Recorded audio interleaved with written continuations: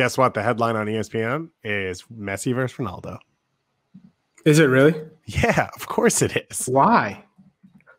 It's Messi and Ronaldo. Have you heard of them? No, never. You don't know them? They didn't play at SoCo.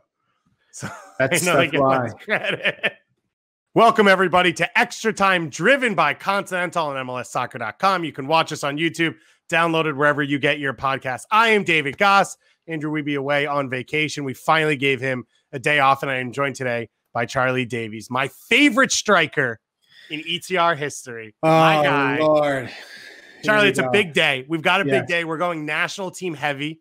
We've got Gregg Berhalter, the manager of the national team, coming in. We're going to talk Yanks abroad. We're going to talk Jordan Morris, all these things. This is your wheelhouse, Charlie, so I had to get you started there with a little juice just to get you going. Yeah, I'm pumped. I'm excited.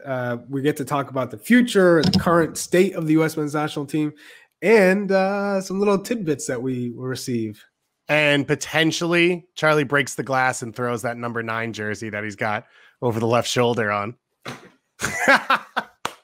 I hope there's an axe next to it that says break glass if necessary, and in parentheses read, if Josie pulls a hamstring, let me know. Shout out to Josie, working his way back, got a goal on the weekend. We were not on the show on Monday. I was away for the holiday. Mm-hmm. You weren't doing the show because you have better things to do, and I appreciate that. Yeah. So we didn't get to break that all down. We will preview a little of the weekend coming up, more good MLS action, but we're going to breathe a little because we didn't have 13 midweek matches for like the first time in a really long time. So it gives us a chance to talk about all these things. We've got some really good debate over 22 under 22 coming up.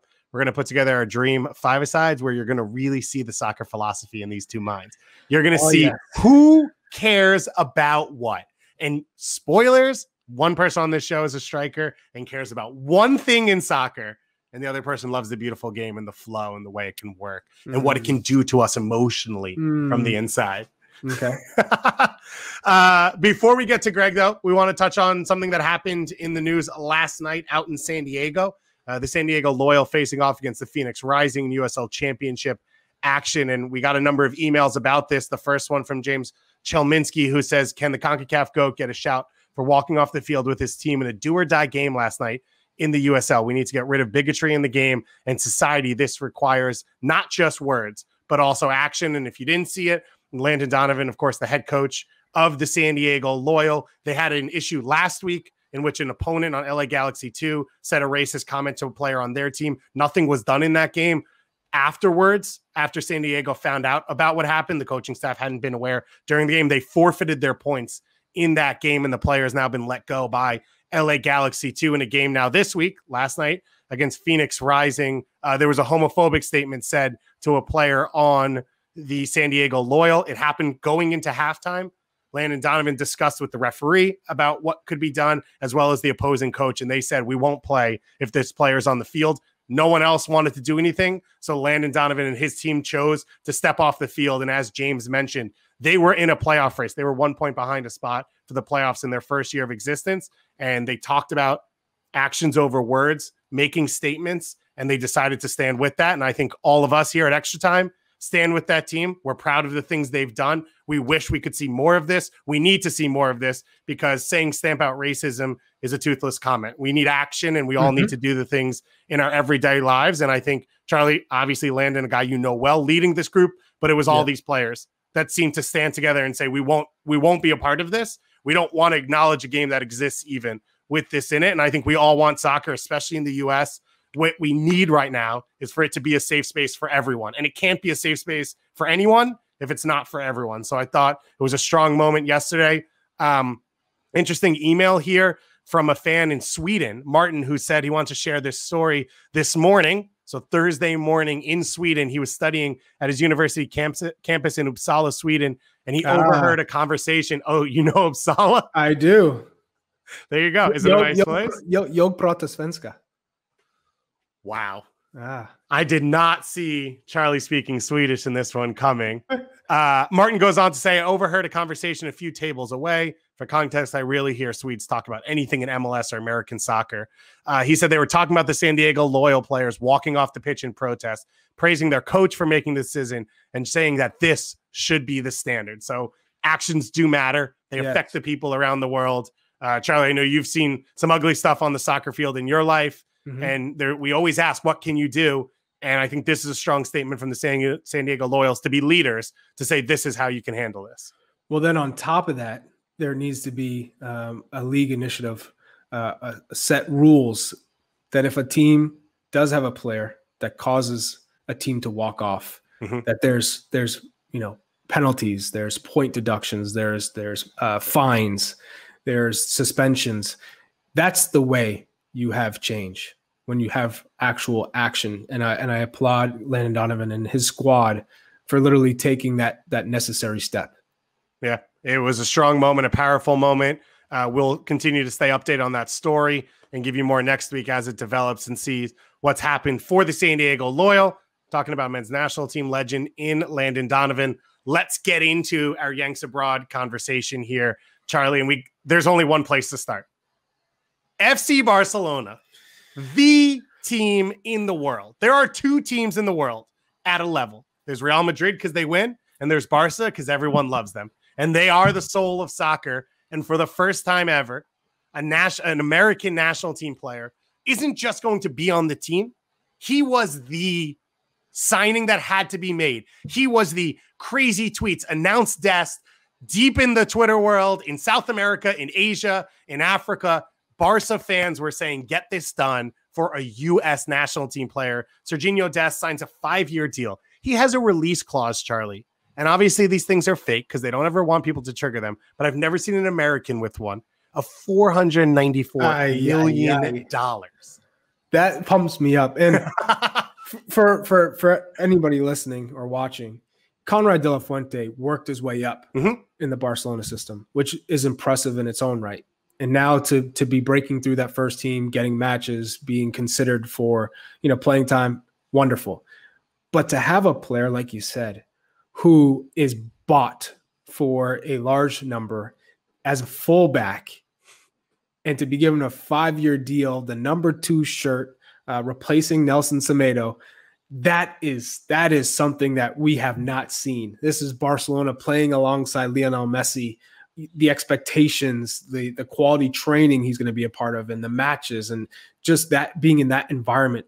And I'm sure, when you come onto the field, there's a lot of instructions. There's a lot of adjustments you have to make, but wonderful situation for U.S. men's national team fans to have this type of player who's going to be in that environment, a part of the setup. And then it goes back to Ernie Stewart and Gregg Berhalter, making sure that he was a part of the system, that he was going to choose the United States men's national team. And that's why I'm really high on the future. And when you look at it, these situations aren't supposed to be easy. It's not easy to get into Barcelona, but as a player, his style, a player who wants to be in possession, who wants to be on the ball, coming through Ajax, fits what Barca does. They've got a Dutch manager who wanted him on his national team. Yes. And Ronald Koeman, who wants him to be there. And I think he fits into a group with Ter Stegen behind him, PK, Frankie de Jong, who he's played with, coming up in front of him. A group that he can be a part of, I think. And there's a clear path to say, we want you here. This is what we want you to do. And this is how you get in there. And we've never had that before. Even Pulisic, it wasn't straightforward. How's he going to get playing time? And he came in and played awesome, and it was great. But it wasn't set in stone that this was his spot. And I think it is with Dest.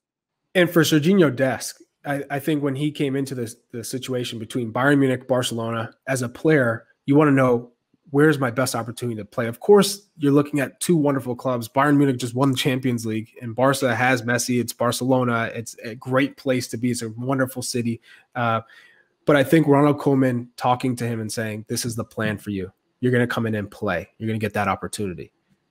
I think for a player, that's the decision right there. When having that relationship with a coach who tried to get you to play for the international team and choose Holland. So I think for him coming in, the expectations are you got to get up and down that right flank. We're in possession. You have to sometimes start the attack, get down the line, play balls to feet, be comfortable in under pressure and tight situations.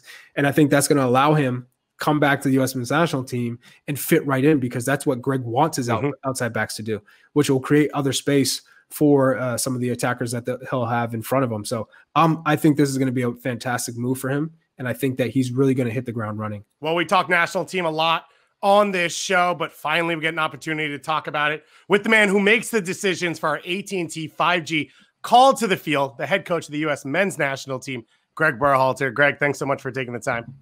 You bet. Good to see you guys. I know you've done a lot of interviews this week. I know this is the one you've been looking forward to the most. So we're glad to bring you on and have you a part of this. The reason, of course, that you've been so active is the Gold Cup draw occurring. And while it will come in a little bit of time, we finally have some national team to look forward to, some games. We have an idea of what it'll look like. Canada and Martinique so far in the draw. A question what the fourth team will be in the group. But you look at this draw, what do you think about these matchups? And of course, what do you think about what's been going on lately under you versus Canada, playing them now, what will be a third time in a short span? So I think, you always want to be tested in the group phase, right? That's going to prepare you for the knockout round. And, to have Canada, Martinique, and potentially a team like Haiti in the group phase, I think will be a strong group. We know Canada, we know their group of players. We know it's a very competitive group, a very young and talented group. So we think that's going to present a good challenge for us. And then Martinique is, they've been in the Gold Cup the last 3 times, right? So that's quite an achievement for a smaller nation. And then Haiti has a ton of pace, a ton of counterattacking ability, and is a fun team. So for us, we're really looking forward to it. I think it's a challenging group. One of the players that might be a part of the Canada group, rumors coming out over the last day or two, that Ayo Akinyola is leaning towards Canada. Have you spoken to him recently? Do you have any updates on his situation? No, I've spoken to Ayo a number of times. And again, for us, it's about creating an environment that players want to be in, right? And hopefully we show them that. Hopefully we get the opportunity to show them that. He's been in our youth programs. He was a big part of the under-20 program and under 17. So he's a guy that we consider part of our program. If he were to change, it'd be a disappointment because he has been, such a large part of our youth programs. But we want the opportunity to prove that we have a great environment for him to continue to develop it, and hopefully we'll get that. Gregg, I want to take it back to the 2018 World Cup. We failed to qualify. The country's like flipping everything upside down, every table, every chair. We're not developing players anymore. We're lost. We've lost a generation. Flip it now. Here we are. Weston McKennie, Juve, playing, starting. Christian Pulisic, scoring, starting, Chelsea. Sergino Dest, signing for Barcelona. Conrad De La Fuente, broke into the first team at Barcelona. Chris Richards, broke into the first team at Bayern Munich. Gio Reyna, starter, broke into the first team at Dortmund. Tyler Adams, starter, broke in at RB Leipzig, Champions League semifinalist. Timothy Weah was at PSG, Lille, first team. Ethan Horvath, starting, first team. Where did this come from? How did this happen? How now for the people who said we're not developing players and we have potentially 9 players in the Champions League this year, how did that come to be? What are your thoughts on the United States developing players? Well, I think the first thing is just the understanding that development takes time, right? I mean, everyone wants, it now, but that's the word development. It's a period of improvement over time. And, this has all come, I think, from the beginnings with the Development Academy. You think about 10 years ago, the decision was made, with U.S. Soccer and MLS together to say, okay, we're going to put this platform together that's going to have the best kids playing against the best kids, and we're going to do this over time, and we're going to institute standards for academies and for what they need to look like, or using best practices, and we're going to keep doing this year over year, and we're going to get to a point where we're going to start developing players. And I think we're at that point. We've been at that point for the last 4 years, 5 years, and now you see. Tyler Adams, like I'll start with him because when I look at his progress, he was 16 playing with Red Bull, right? Red Bull 2, Red Bull 1. And that's a great example of a guy going through the pathway that was created for him and then now is successful. When you look at, let's talk individually. Let's start with Weston McKennie. What he's done at Juve the first 2 weeks. He showed at Schalke, I think he could play at the high professional level. but the games were a bit chaotic. What he was asked to do was different. It felt like every week. The first 2 weeks at Juve, do you see the Weston McKennie that you've always imagined stepping into your national team? Yeah, not yet. I think what we're seeing, what I saw in the first, so as I'm watching the games, there's a couple things that I'm seeing. The first thing is that he's clearly going to be used, or as of now, it looks like he's being used in a double pivot, and he's the destroyer there. But they have so much possession that he's also able to get the ball and transmit the ball circulation, trying to break lines with the ball. I still see him, guys, as a player that can arrive in the penalty box. He's got a great knack to score goals, and it doesn't look like they're using him that much yet. He made a couple runs last game, but I think that's still a strength of his that they're going to start discovering as they work with him more. And Gio Reyna, same thing, broke in to the Dortmund first team, playing as a number 10. Do you see the same position for the U.S. men's national team, him making that same switch, or can he play a number of different positions? Yeah, so I think the 10 is a loose word when you're talking about what he's doing, right? They play a 5-3-2. He's one of the three in midfield, and all of them kind of move around, and it's not a traditional number 10 like we're talking about, right? Sometimes it looks like a 5-2-1-2, but it's not like he's an engancha like you'd think of Argentinian playmaker, right? So it is a three in midfield. In defense, he drops back into that line of three. So I think for us that's positive, right? You can think about in a 4-3-3, can he be one of those three central midfielders? I think is interesting. Can he be a winger if we play a different system? Can he be a withdrawn striker? What I'm seeing from Gio is I want to get him close to the penalty box, close to goal, because I think he's got talent in front of the penalty box.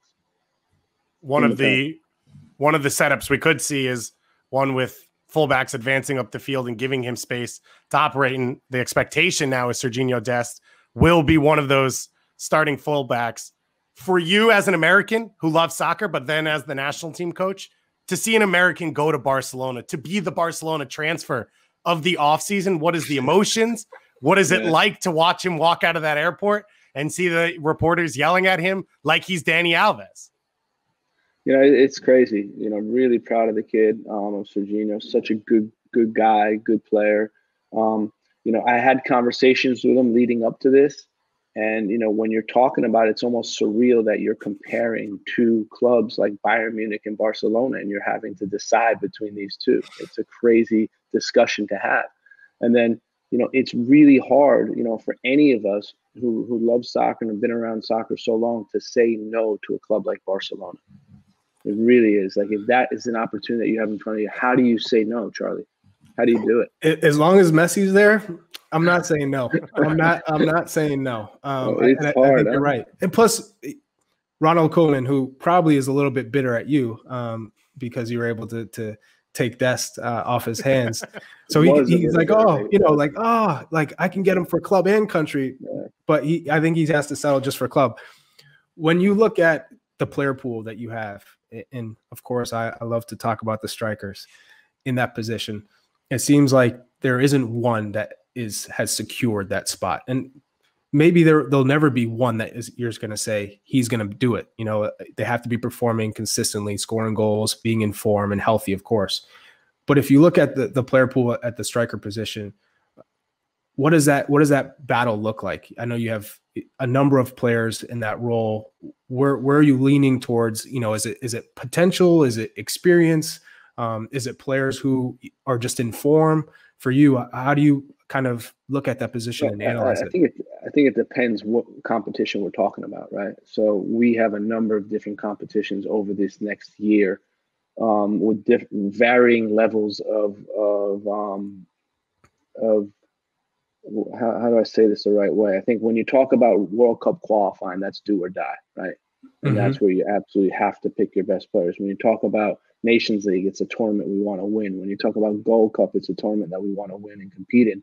But it's unrealistic to think we're going to be able to use the same players for all those things. So, what I would say is just looking at the striker position in general. I think, you have Josie Altidore, who is probably still the most talented that we have in that position. but he's got fitness issues, right? I mean, let's call it what it is, right? He's not fit to play 90 minutes. He's not fit to play at the level we need him to, but he's still an amazingly talented player. So our goal there is to keep working with him, working with the club to get him up to where he needs to be, and hopefully he can get there. But we're not sure with that. We're not sure. Right. Jossie's a guy who fitness levels are off the charts, and he's scoring goals, and you know exactly what he's going to give you in every single game, right?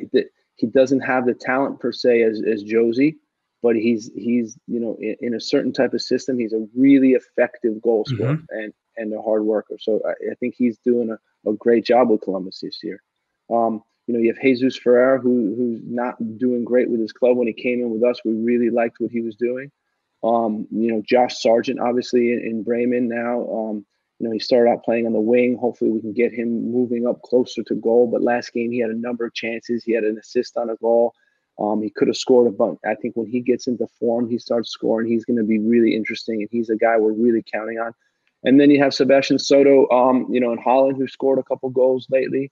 So, I mean, I think did I leave anyone out? I'm just trying to think. That's I would say that's. Yeah, I don't think so. Like I think that's the part that hurts.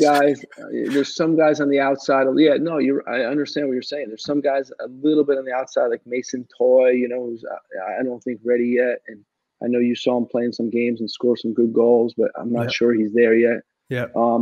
And I agree with you. I mean, it's a concern. I think what you'd really love to see is a guy like what you're going to get from Josie and Jossie, right?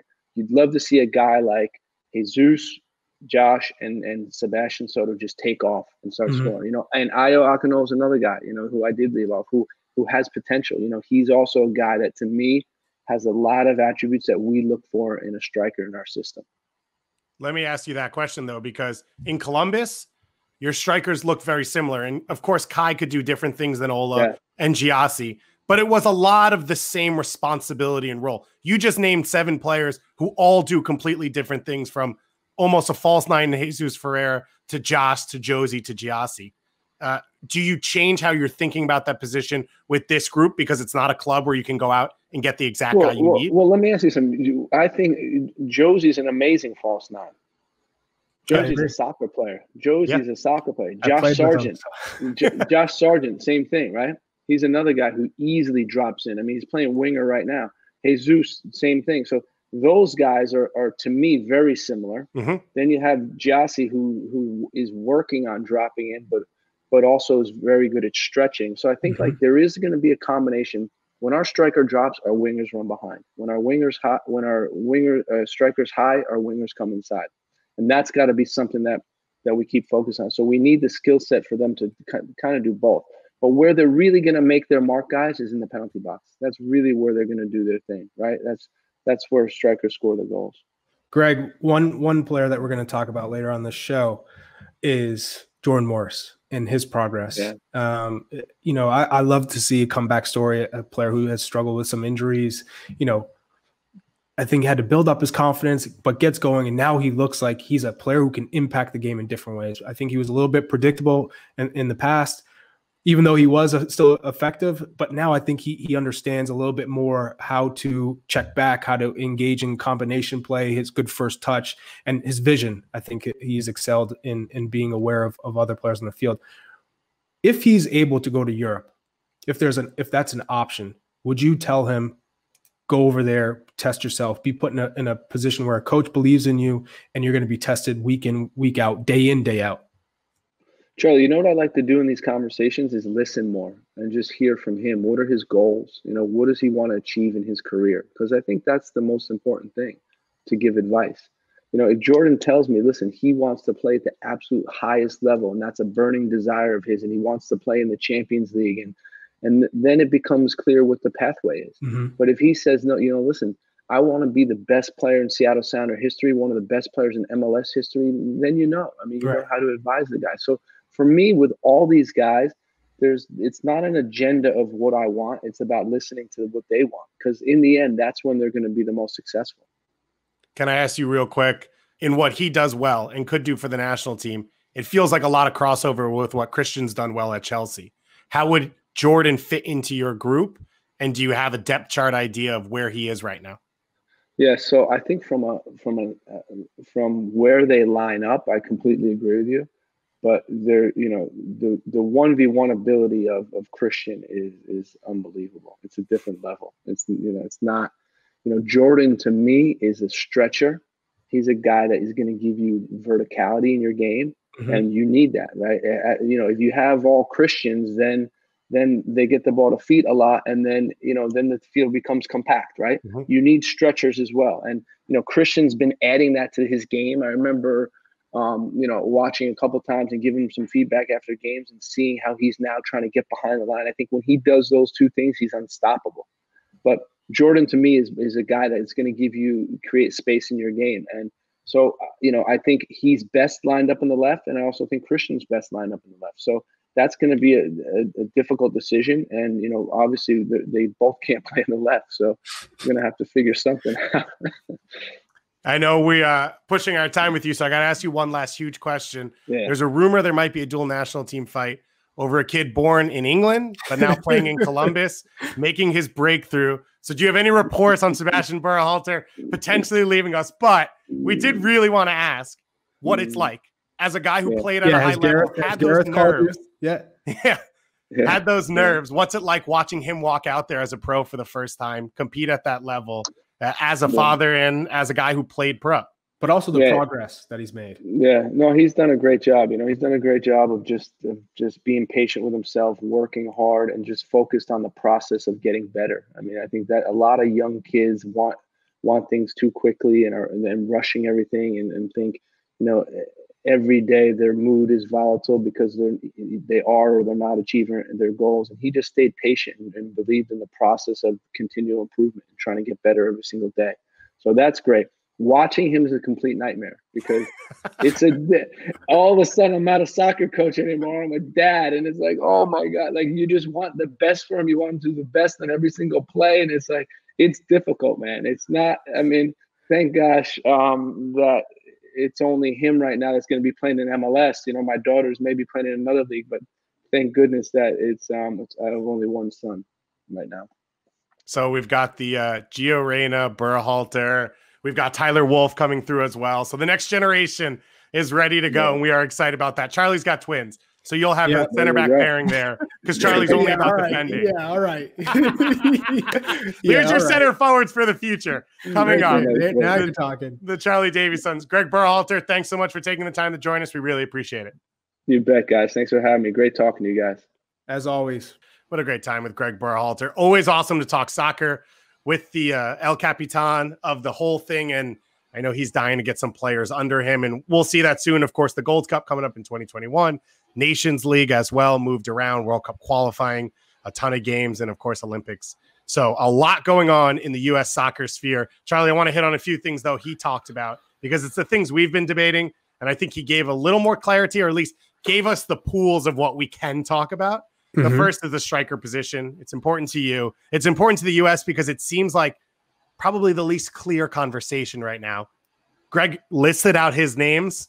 It seems like, okay, those are the ones that are in the conversation because that's who he thought of first. And this is his life and he lives it every day. What did you take from what he said? What would you do at that center forward position? Well, one, there's a real lack of depth. I think that's a concern for the U.S. men's national team because if there are some injuries, then the numbers even become smaller. And so it's a concern because you want players, a number of players out there in good situations. And, it's not typical where you have 10 strikers who are all in form scoring goals. Right. That doesn't happen. Strikers go in and out of rhythm, but as long as they're getting playing time and they're pushing minutes or they're pushing, whether it's pushing for Champions League or pushing for Europa League or pushing for MLS Cups, you want players who are doing it. Right now, we don't have enough. There are not many. And Jordan Morris is a player who we didn't really talk about, who's playing on the wing at Seattle because you have Raul Ruiz-Diaz, and what a great goal scorer he is. He's just a pure goal scorer. So Jordan Morris has effectively changed his game a little bit playing on the wing, which has made him a better player. I know ultimately he'd love to play in that number 9 position, the highest up the field. So maybe that's an option in the future for the U.S. men's national team if he goes to another club, if he does leave the Seattle Sounders and goes to Europe. and plays as a striker, maybe that's another added option. But I think for us, U.S. Men's National Team fans and supporters, we just want to have clarity in that position, and we don't have it yet. And that's because Jozy Altidore hasn't been 100%. He hasn't been healthy. He's we heard Gregg say, he's the best striker. He is the best striker we have when he's fully fit. I like that Gregg was like, it's not debatable, so there's no point. Right. It's not debatable. But the question is, can he play 90 minutes every single match that the U.S. Men's National Team play? And you need to be able to depend whoever your starter is, you need to know they're going to play 90 minutes. When you start a match, you don't want to say, we got to pull him at 60 or 70 or 70 or 65. It should be guaranteed they can play 90 minutes, whoever's playing, and we make substitutions according to the game, not based on fitness. So hopefully he gets back to a level where you don't have to worry about 90 minutes from Jozy Altidore. So that position is set. For me, that's exactly. But you also want those people who are going to push him and challenge him for minutes. So right now, you have limited options, and Josh Sargent is playing on the wing. You heard that doesn't help him. Mm-hmm. It doesn't help the U.S. Men's National Team. So it's great that he's getting minutes in Bundesliga, but you want him playing as a striker, being the guy who has to score goals, because when you're playing international World Cup qualifiers in Central America, where you're just relying on to score goals, sometimes you're playing on bumpy pitches, you're playing on pitches that don't have grass, you're playing in these really tough situations. Sometimes all it takes is one chance. That's all you're going to get in a match, just because of the way they're defending. It's rough. Referees maybe you feel like are against you in a way. You have to capitalize on that chance, and it comes down to goal scorers. And so for us right now, I think that's the biggest concern for me across the board for U.S. Men's National Team in positions. We don't have enough strikers. Yeah. Now, Gregg brought up Gyasi early because Gyasi is fit, does do the things he wants. He has coached him before. So you have to think tomorrow, Gyasi is the starter. If Jozy's not fully fit and Sargent is playing at the level he's playing, you have to assume from a base level that Gyasi is the starter. And if you get into camp and Jozy looks fit and Josh plays well, then they take that spot. Is that fair to say? Just on trust. Yeah.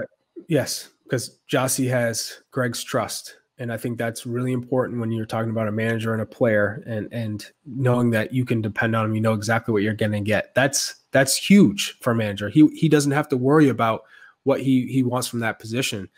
But that also changes the way you play. Like he said, when the striker comes and drops in and creates that space in behind for those wingers who we have now, who can make those runs in behind, who can stretch teams, you need a player who can do that. And Gyasi's working on it, but he's not Jozy Altidore. So there are just a number of things going that come into contention when we're dealing with a striker in that World Cup qualifiers in games that matter, do or die, like you said.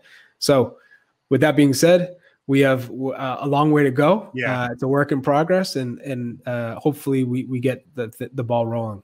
We're waiting for Josh Sargent to have his Gio Reyna, Tyler Adams moment in Europe where it's like, oh, wow, he's dominating right now for a stretch, and then it's his spot. Tim Weah, I was interested, didn't get mentioned. I know he's just coming back from injury, but he's played at that spot for Lille. He did mention. I think he's more of a winger, in my opinion. But if he play, but Gregg talked about a false nine. Yeah. And if Weah is playing that spot, he's the backup to David right now at Lille at that spot. It's similar to the things that he's talking about Josh can do. Sebastian Soto and Ayo Akinola both got mentioned, so you're welcome, US, because if they get recruited to play here, it's all because of Extra Time Radio. And Gregg Berhalter knows that, so we are doing our jobs to keep things strong at the forward position. You mentioned Jordan Morris. Charlie, I thought it was interesting what Gregg had to say, saying, I have to see what he wants in life to tell him where to go. We have a question in the mailbag from Danny, who says, big fan of the show, LAFC supporter, and he wants to know, Jordan Morris, just turning 25. He's turned down a move to Europe earlier in his career. It seems now he's staying healthy, playing better than ever. Is he a guy who needs to go to Europe like this other young crop of national team players? Are we ever going to see it, or is this another Landon Donovan situation? Well, like Gregg said, if he wants to be the best player he can possibly be, then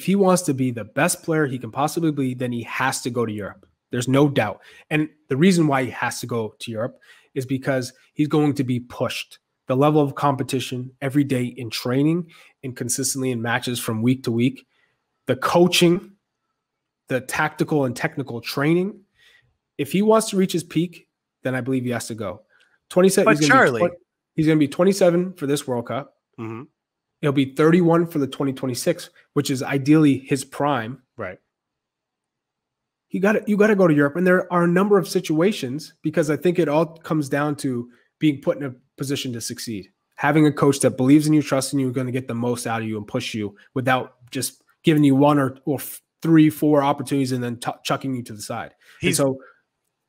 I would say he's definitely in a better situation because MLS is at a spot now where he's a legitimate contributor, and he will be signed to a team to be that, not to develop, which was what was going to happen at Wolfsburg.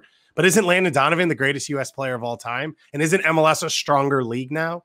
So can't Jordan get to that level staying in MLS similar to what Landon did? No. How come? Well, I believe when you look at what Landon Donovan did in the 2002 World Cup at his age, and what he was able to do internationally from a very young age, having played in Major League Soccer his whole career, the difference was he was doing it internationally, and he was at a level that he didn't really need to push it. He didn't need to go any higher. I mean, he could have. If Landon had stayed in Europe and had been put in a position where he felt a little bit more comfortable, because that's what Landon needed in order, to be mentally comfortable in order to succeed, which I think he saw later on in his career when he went to Everton on loan and he had that success. And he's like, this is what it feels like. Yeah, but too little, too late. Jordan Morris is as great as he's been this year with Seattle, and as effective as he's been, and I think he's made a tremendous amount of improvements. He'll never be the best version of himself if he stays in Seattle. That's a fact. Okay. He needs to go to Europe if this is what he wants. If he wants to be the best Jordan Morris he can possibly be and reach his potential, fulfill it, you got to go to Europe. And it's obviously going to a place that, okay, let's say Nice. You go to a club where Patrick Vieira is the manager. A guy who really understands the game, who can help you develop, can push you in the right places, and also provide, good feedback and advice for the next move after that. Just, there are a number of clubs. You can look at the Bundesliga, you can go down the managers who, if he was in that situation, man, he would really thrive. And, it's all about the demand. Is there, you look at Wolves, right? That's another club that I look at. English Premier League. They lose Jota to Liverpool, a really influential winger.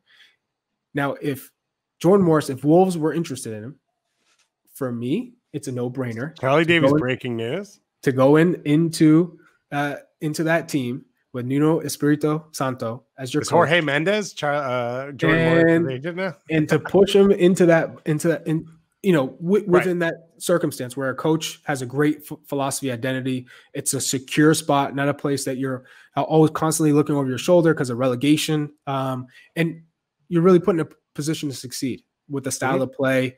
I think that would be obviously a phenomenal place for him. That's just an example. But, I think for Jordan Morris, I've always been high on him, especially in 2015 when he had those 2 friendlies in Holland and Germany. You really got to see his quality, his pace, his thinking of the game.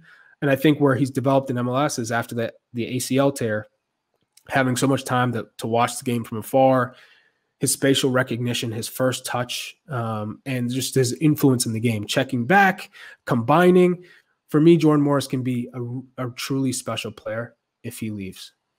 It's going to be interesting to see. He's got a shot at winning MLS Cup with Seattle, of course, this year again. And for a hometown guy, I thought it was well. Don't get mad at me. I'm just trying. But I thought it was well said by Gregg to say, does he want to be the face of the Seattle Sounders? Because that's something that Landon did for the Galaxy, but I don't think ever existed before, of like hometown and your club is big enough for it to feel like a thing, rather than saying like, Brad Davis is the face of the Houston Dynamo at a time when they're between stadiums and figuring things out. It's different for Jordan Morris to have his jersey in the rafters at that stadium, to be the face throughout the city, to be the essence of the game in that region. Like, that all potential exists. And that's why Clint Dempsey went there in the end, right? Because playing for one of those teams in MLS didn't really exist.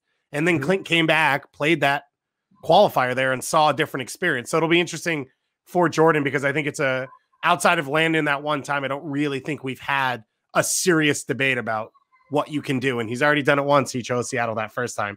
We'll see what happens this second time. Last one I want to hit from what Gregg said is Gio Reyna, because their comments came out that Reyna says he's a 10. He wants to play 10 for the national team. He started the first 3 or 4 games so far for Dortmund. Some have been bad, like Augsburg. Some have been better. What did you take from what Gregg said, and what do you see when you watch Reyna play for Dortmund, and then what he can bring to the national team? I think it's undecided right now where his best position is. And, he's 17, like Gregg has said, he's still figuring out where he's going to be, most influential. I've liked seeing him as a left winger who comes inside and is able to combine an inverted left winger in a 4-3-3. But again, if a player is really adamant that I can be a number 10, this is my position, then you got to wait and see how he develops when he's given that opportunity. And if it doesn't, maybe it does make sense to put him on the left wing where he's isolated 1v1, where we've seen Christian Pulisic really make a difference. Because initially it was always Christian as a 10, 10, 10, 10, right? Kind of forcing it, where it's always been natural for him to be on the left side, coming inside, making those diagonal runs in behind the striker who drops in like a Josie Altidore, what he could do for the U.S. national team.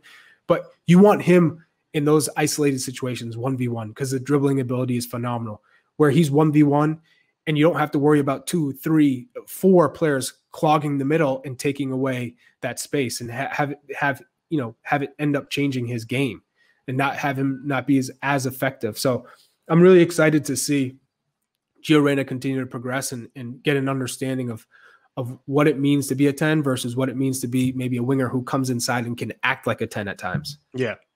It'll be interesting to see, because when you look at the way Dortmund has played, his best moments are when he floats out left. Yes. And takes someone 1v1. And then, as you're saying, Pulisic can come inside. So is that the solution to it all? Is, well, these are their starting positions and it fits together because it works. But you look at Dortmund, it's Brandt, it's Royce, it's Hazard, whoever on the outside who cuts in, and then Reyna finds that space. It'll be the same. It could be the same with Pulisic there, if that's what they choose to do.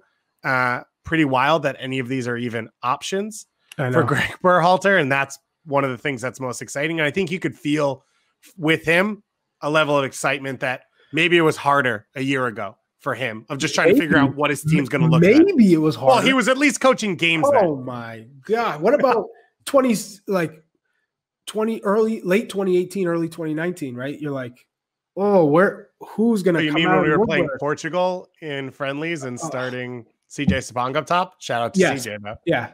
Yes. Like that.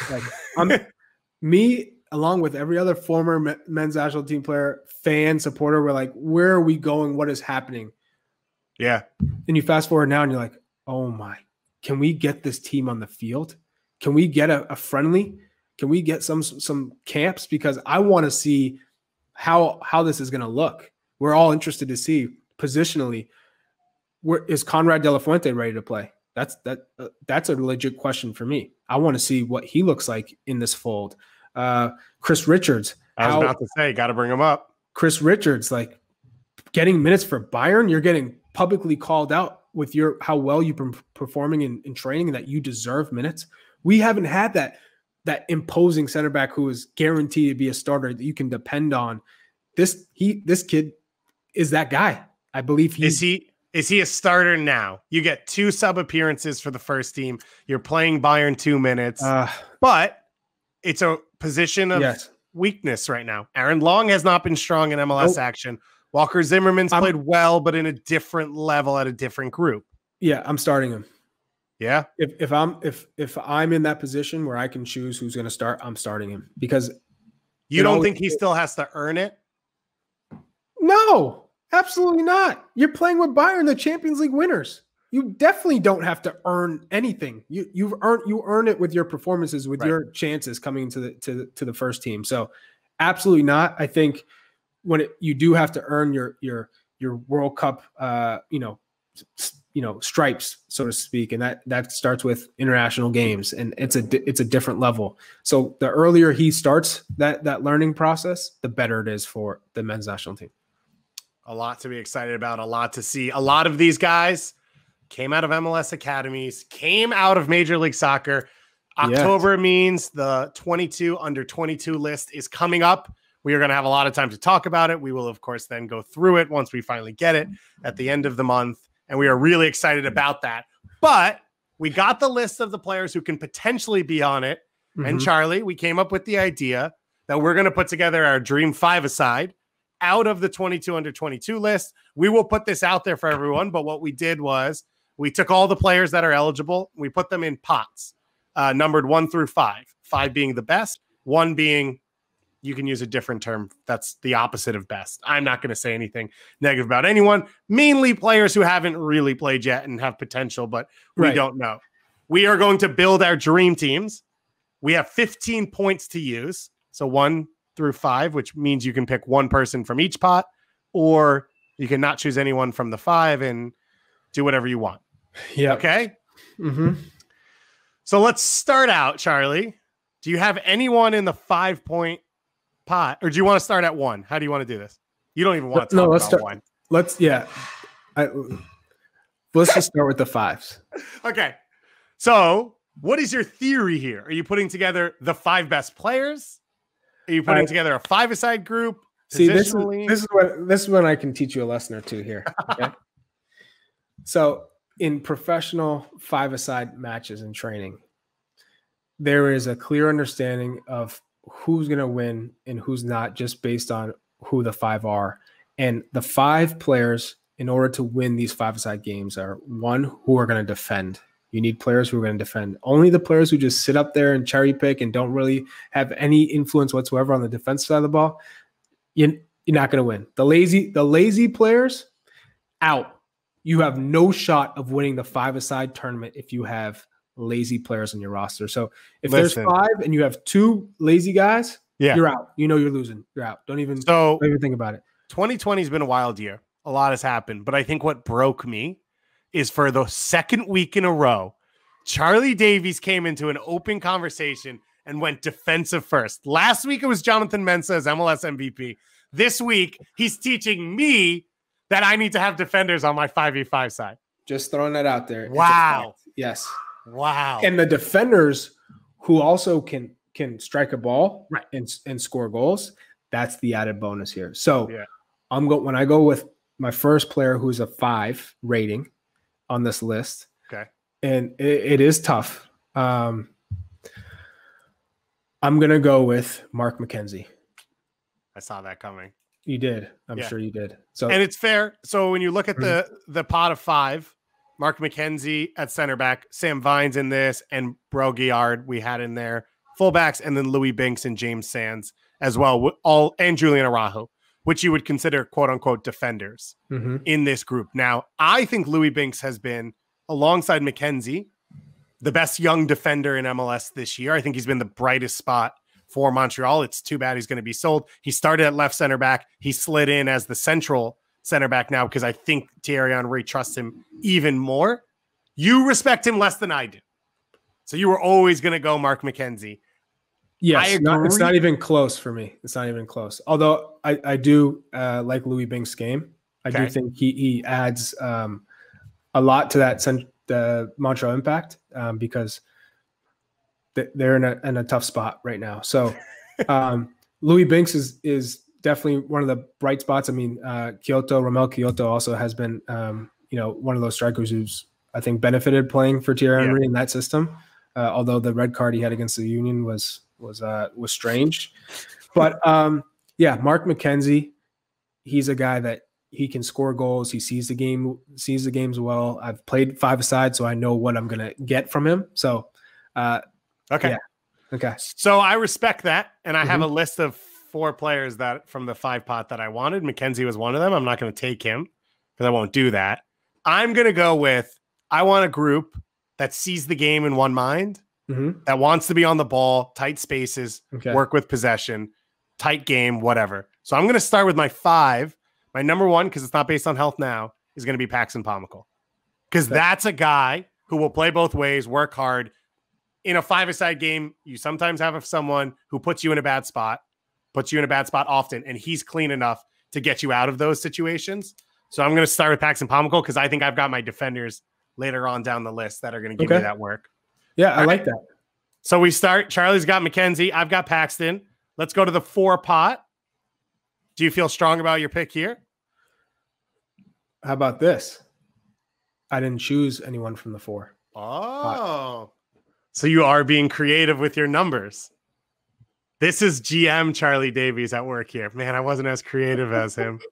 All right. Well, I'm going to say, so the 4 pot, you've got Jordy Mihailovic, you've got Daryl Dike. Just go down the Frankie Amaya, Christian Caceres, Diego Palacios, Andres Reyes, Georgie Bello, Ignacio Aliceta, Miguel Navarro, Luis Diaz, Ayo Akinola, Georgie Mihailovic, Daryl Dike, Jesus Ferreira, and Ricardo Pepi. Yeah. So I think you have a lot of players there who have a ton of experience, high minutes. You've got big signings and the guys from Chicago who were brought in for money, Luis Diaz, a DP as well. I'm going to go here, though, and just stick to FC Dallas because I trust them with my Paxton pick. I'm going to stick there.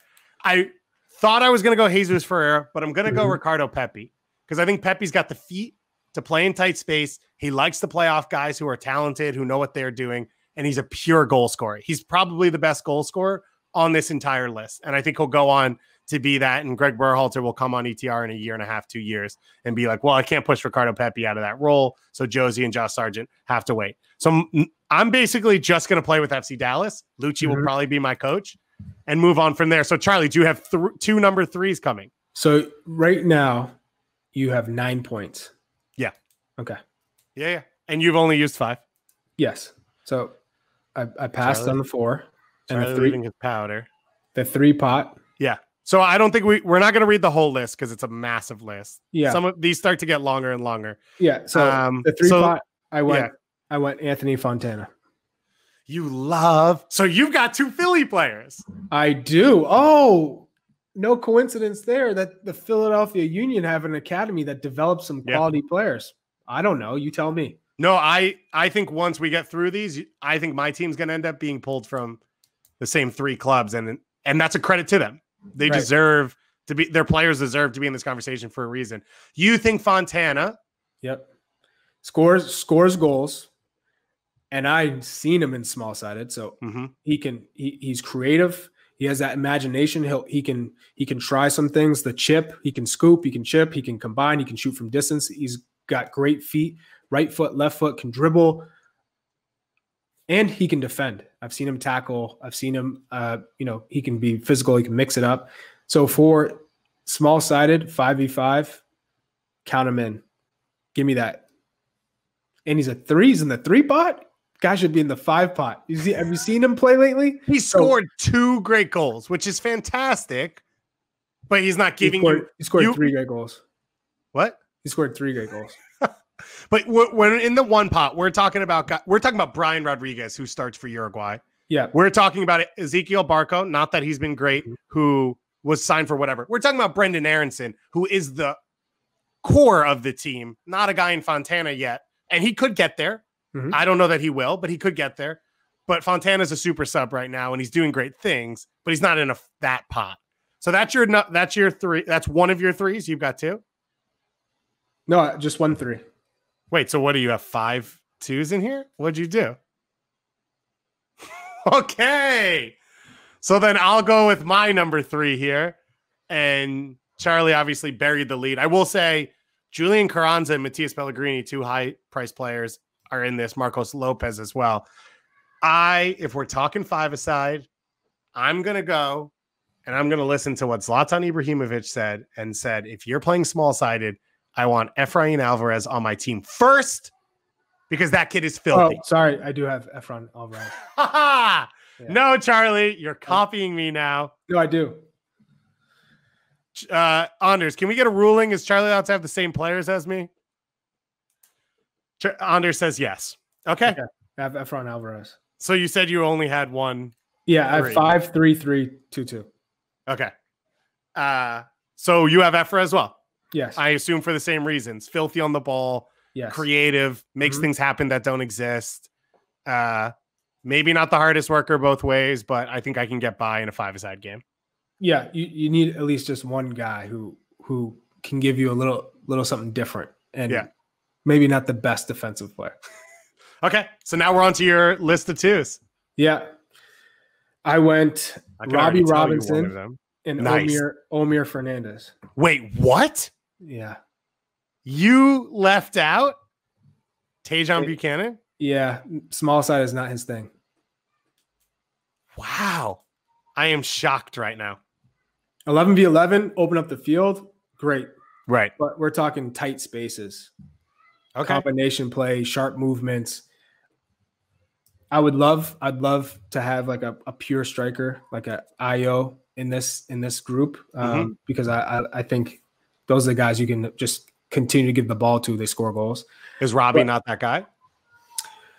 I think he can be that guy. I don't think he's proven it yet, like an IO, but he can. I've seen him in college last year, calling all the games with Clemson, both right foot, left foot, long distance, short distance, combining. He scored some special goals in college. And Omir Fernandez, I think he's way undervalued. Yeah, in by Red Bull in particular, but a player who can combine. He's good on the dribble. I like it. He's got tidy touches. He's a player that I think has a high ceiling. Where would you play him ideally in an 11v11? Where would Omir Fernandez play? Because that's been one of the Red Bulls' problems. Outside, whether he's playing in a 4-4-2 and he's the outside midfielder, or a 4-3-3, an outside winger who comes inside. Yeah, I agree with that. I think he has potential as a 10, but I don't know how much people play with that. So why waste it? Okay. I respect that. My number 3, I was split. I was between number 2. I was between George Campbell from Atlanta United, center back, homegrown signing, who I think is going to be in the conversation for national team at center back. He does the things, can play both ways, is comfortable reacting to attacking players, clean in his possession, clean with the ball. And Brandon Servania, who oddly got pushed into this one. I don't know what happened. But yeah, I think he earned the starting spot at the beginning of last year, was a deeper midfielder, moved kind of higher up the field for Dallas, clean possession player, works both ways, but has had trouble finding his space now, and especially with Thiago Santos and Acosta there as well. But I'm going to go with George Campbell because I think, as Charlie explained to me, as a pro, the thing I don't understand is you need defensive work. So I'm going to put George Campbell in there as my 2. You don't have any ones on your list because you just wouldn't even deal with the pot. It's not good enough for a guy who scored against some good teams. Yeah, for no ones right now. So from you're trying to get the best team you can possibly have that's going to win. And so you need, for the most part, 2-way players, that one gifted player up top. I think that'll be by committee between Efrain Alvarez and Robbie Robinson. But you also can't have a team that's just about possession side to side, because 5v5 is back really north and south. Nah, dude, I'm gonna have a possession 5-5. Can't do it in 5v5. Thread the field. So in the one list, it was a lot of guys who have potential, but we haven't seen anything. Jason Ramirez is on here, who was a big signing for RSL. We've not seen him play yet. The 2 I came down to was Aiden Morris, who I thought has been really good for the Crew at an academy level. I thought he was better than Berhalter in a lot of spaces, but Berhalter's getting the starts now in MLS. And Danny Leyva. Let me say this, because everyone's going to dunk on it, and I don't care. Yep. 5 years ago, I went to the GA Cup. I saw a kid named Weston McKennie be by far the best player on the field and was like, this kid's legit. Didn't really know what that meant, though. What does that level translate to? The next year I came back, and Paxton Pomykal was far and away the best player on the field. And I was like, well, I think Weston McKennie's done well now in Europe. I think Paxton has that potential. The following year I came back, and Gio Reyna was the best player at the tournament, hands down, against international competition and against MLS competition. And these guys did it all year round as well at the academy level. Danny Leyva was as good compared to everyone else as Gio Reyna and Paxton Pomykal were the 2 years before him. And so I got to trust what I've seen. And if those guys stood out at that level and were able to go and perform, I think Danny Leyva will as well. He can play both ways. He does work defensively, but he's clean on the ball. Boom. There are your five-a-sides. Charlie Davies with Mark McKenzie, Anthony Fontana, Efra Alvarez, Robbie Robinson, and Omir Fernandez. Yes. Versus David Goss's side with Paxton Pomykal, Ricardo Pepi, Efra Alvarez, George Campbell, and Danny Leyva. Let's go. I think I win. I'm just throwing that out there. Can we get a vote, Anders? Can we make that a vote? Make this a vote. Yeah. Anders put his team in. It's basically Gianluca Busio and all Sounders players. Hopiao getting in his group. Respect. So there you go. That's our 22 under 22 five-a-side team. Mm-hmm. We'll have the full vote coming out. The full list of players available will come out as well. So basically anyone under the age who has played or is on an MLS roster. So who's defending on your team? George Campbell is a center back. I mean, organizing and defending, and just George Campbell. What do you mean? I've got Paxton Pomykal, yeah, who's a midfield general, and I've got Danny Leyva, who's a central midfield general. Who's organizing your team? Well, Mark McKenzie. Yeah. All right. It's not fair because you picked like the oldest guy on the list. So yeah, obviously. Okay. All right. Let's see. Let's let the fans vote. Yep. If the votes come in, vote. Don't forget to vote. Make sure to register and don't forget to vote. If the fans come in and they pick me, we'll know they were right. If they come in and pick you, we know that you did something and that the voting was not clean. I'm just saying. Okay. That's all I can say for now. Let's jump into this weekend real quick. We've got our MLS Predict 6 presented by BetMGM. So go on and make sure that you get your picks locked in. A weekend full of action coming. The 6 games are Orlando versus New York, Toronto versus Philly, Miami versus NYCFC, Dallas versus Columbus, Seattle, Vancouver, and San Jose versus LA. We wanted to focus on Saturday, 7 p.m. Eastern time on ESPN Plus and TSN. Toronto FC facing off against the Philadelphia Union. Charlie, who's going to win this game and why? Well, that's the question. Toronto, for me, coming out to surprise everybody, beating Columbus Crew, and how Columbus Crew have kind of been the standard this year, been the best team.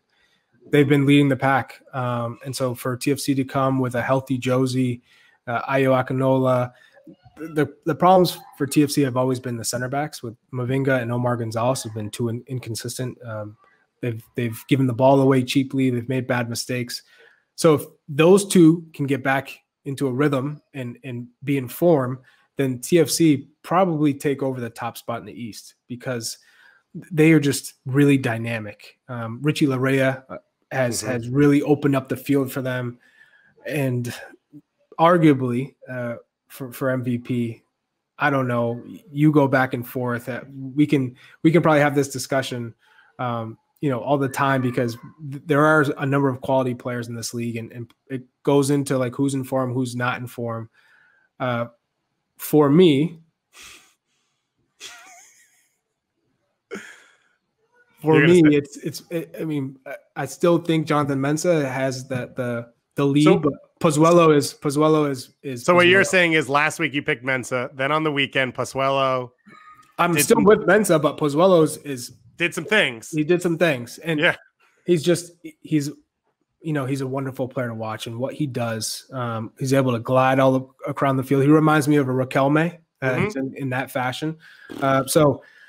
Just a truly special player. And so for Philadelphia Union going into this match, you have, Mark McKenzie and all the plaudits he's deserved as of late. Jim Curtin says he's the best center back in the league. All right, back it up. And he has European aspirations. Brandon Aronson with all that talk.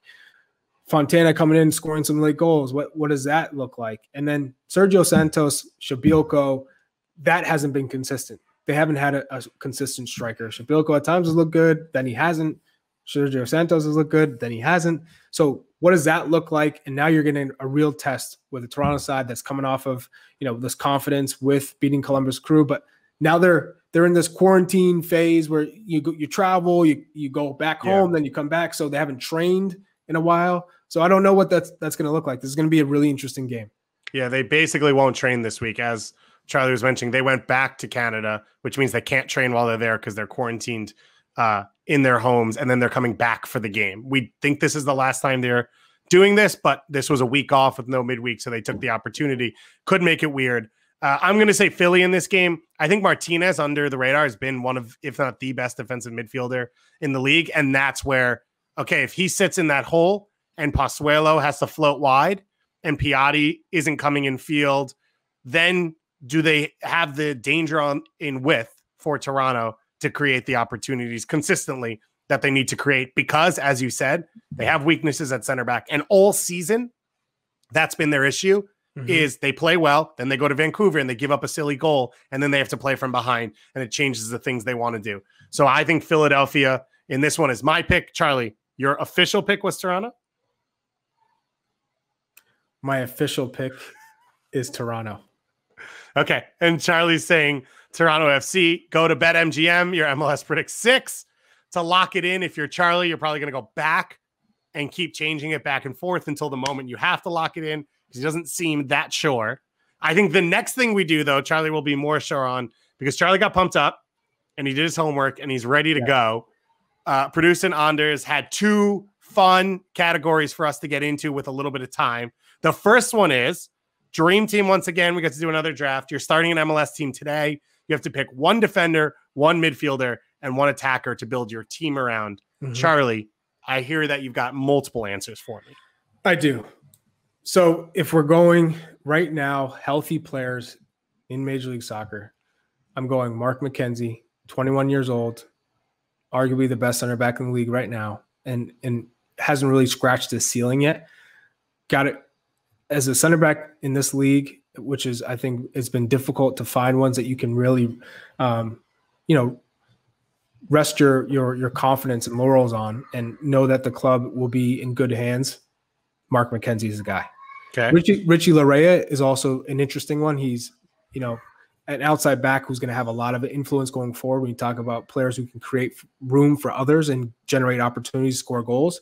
So that's the one guy I was like, oh, do I go? But spine. But you got to go center back. Yeah, you got to go spine. So Mark McKenzie. Midfield, Pozuelo. He just turned 29. So you're looking at starting a team today. You need a player that's going to last at least 3 to 5 years if that's what you're going to go with. Pozuelo is a player who could probably play till he's 40 with the way he plays. So that's the guy I would go with. Although Atuesta is probably the other guy that I'm thinking, really good brain, reads the game well, great passing, good distribution, can break up plays. I'd love to go back in time and pluck Diego Chara up when he was, a 21-year-old. That would probably be the type of player I'd love to in my midfield. So Pozuelo would be my midfielder. And as an attacker, I don't know if this is a surprise or not. I'm not going with a typical striker. I'm going with Christian Pavone. The player is electric, great touches, is sometimes relied on to be a one-man show. So I think in the right environment, because he can do a number of things. He can go right, he can go left. He can beat those players 1v1 on the dribble, create set pieces. That's my guy. Now, if I were going just American down the line. Okay. Do it. No imports here. No imports. So we forgot goalie, Matt Turner, for both. Okay. But young goalie, a guy you'll have around for a while. Fair. And great guy, great locker room guy, someone who's going to be impacting the community. So you want those players as well. I'm going to go Matt Turner, Mark McKenzie, Eric Williamson. And forward, no surprise, Mason Toye. Wow. Yeah. You're going to build an MLS team around Mason Toye and Eric Williamson. That's confidence right there. I was also not thinking, but probably Jordan Morris I'd play. That's who I'm going to build my team around. So no Mason Toye, Jordan Morris instead. That was more of a little surprise. I knew you guys were going, Mason Toye. It's Jordan Morris. I respect those groups. It's interesting, and I get the idea of how young he is, that McKenzie's gotten to that level where lockdown, he's a no-brainer for you. I agreed on center back. I had Eddie Segura in that conversation as well. I think he's one of the 2 or 3 best center backs in MLS, along with Mensah. Right now, I went Atuesta in central midfield, and I went Pozuelo as my attacker because I think I'm allowed to do that. My other one would already be Zelarayan, by the way. When you saw even the first half against Toronto, the scoop pass to Zardes for the chance that was saved, there was no space. Nothing had been created, and Zelarayan still was able to make something happen out of nowhere. So it was an incredible one. Let us know what you think. Extra time at MLSsoccer.com. I'd love to. What if you went American? What if you went American?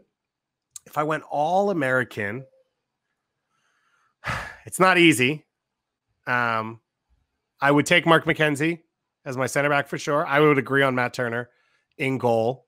My attacker would be Jordan Morris as well.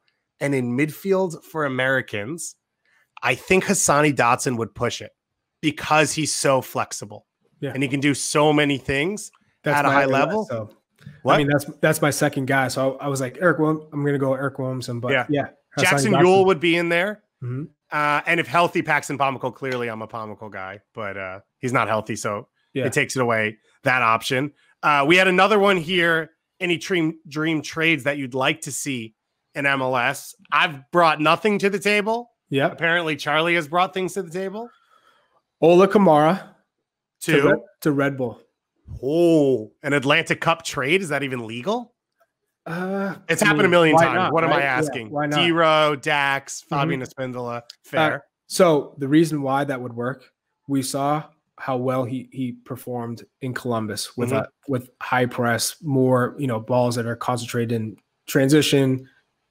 He needs opportunities. He's not getting that at DC United. You might as well go to DC United just to sit back and defend. And if you're an attacker, pack your bags. Just throw them in.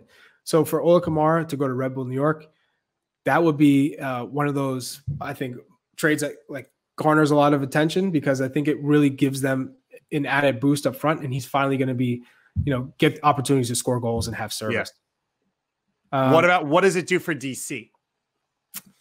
Well, DC, it's just the guy that doesn't work. They get money, allocation money, and probably clears them to go out and get someone else. So, right. Okay. I think that's probably the lowest issue that they need to address.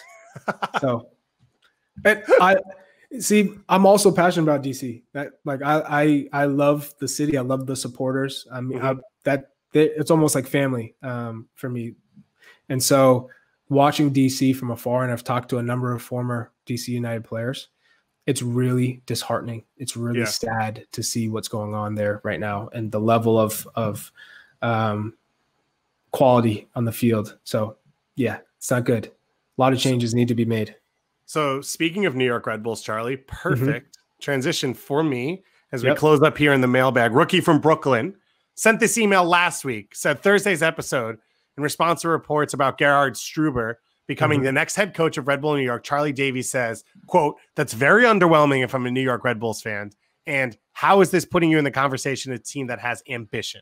Ricky says, "So first of all, I am a New York Red Bull fan, and I am not underwhelmed to find out that my favorite team is chasing an up-and-coming manager who, according to the report in The Athletic, is highly sought after and theoretically could be coaching the EPL next season. According to reports today, RB are putting up €2 million to activate his buyout clause. What other MLS team has made an investment like this in getting a coach? I think that puts you in the conversation." Charlie should have just said, "I've never heard of this guy. I'll reserve my judgment for later." I would like to add, the end of the email says, "Shout out to Gass for nailing it," but that part's not important. Charlie, would you like to respond? Well, I understand if you're a Red Bull New York Red Bulls fan and you just kind of are like, give us a chance and give him a chance. And for me, it's still, what success has he, had? That if I'm a fan of the club, I want a coach. If you're bringing in a coach that has won something, that has a proven track record, or if you're in a Manchester City's backroom staff behind Pep Guardiola, like a Arteta, who hasn't been proven, but you've been in that situation for a while. You're a player, now you're a coach, and you've been studying, and you're in a club that has had a ton of success, and you're just waiting for your chance, and you're learning everything. That's not this case. So for me, it is underwhelming. He hasn't achieved anything as a coach. He hasn't won any trophies. Yeah. I would want a coach who's won trophies, or the flip side, a younger coach who has, got all his badges, but has been in a successful situation. If I'm learning from Jurgen Klopp, if I'm learning from Pep Guardiola, if I'm learning from Pochettino, being in that type of environment every single day, and then he's getting his first kind of shot.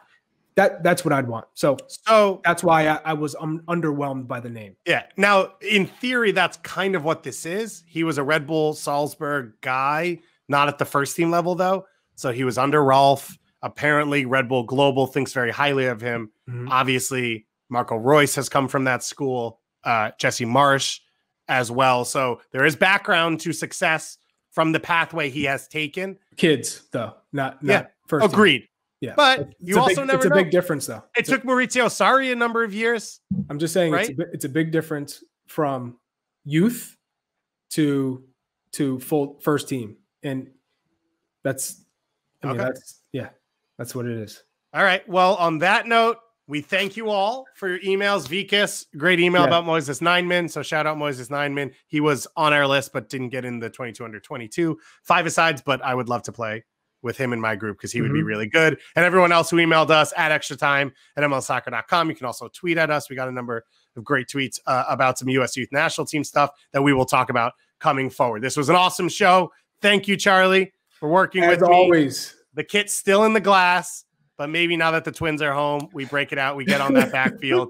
I see your IGs. You're curling goals in against 5-year-olds. You look in form. You could start for my national team as well. To Anders and Chris, thank you, our producers. And to everyone out there, don't forget to go vote, register and vote, both in the United States and for the best 22 under 22 5-a-side in Extra Time. And on that note, thank you and have a great day.